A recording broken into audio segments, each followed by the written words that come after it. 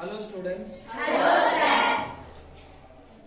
இந்த ஆண்டு 2024ல என்எம்எஸ் தேர்வுல இந்த கேள்வி கேட்டிருக்காங்க.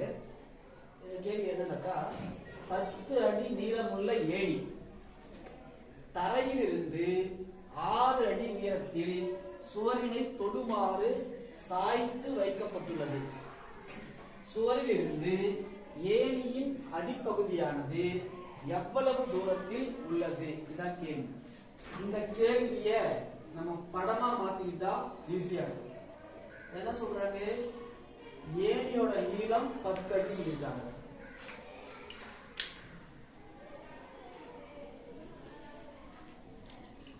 இது ஏணி 10 அடி. இப்ப சுவரோட ஹைட் பார்த்தோம்னா 6 அடி சொல்லிருக்காங்க.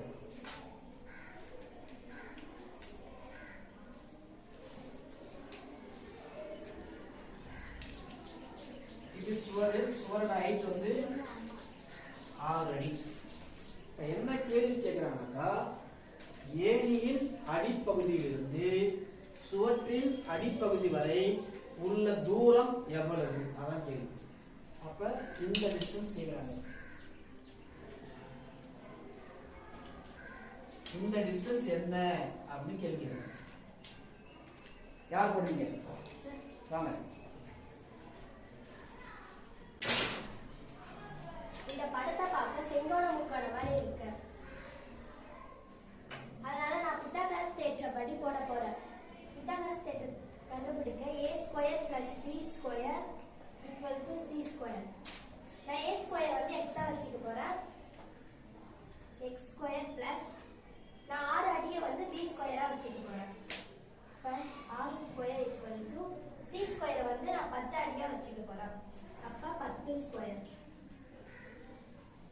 இப்போ நான் x² அப்படியே வச்சுக்கிறேன். இந்த சைடு வந்து பிளஸ்ஸா இருக்கு, அந்த சைடு போனா மைனஸா மாறிடும்.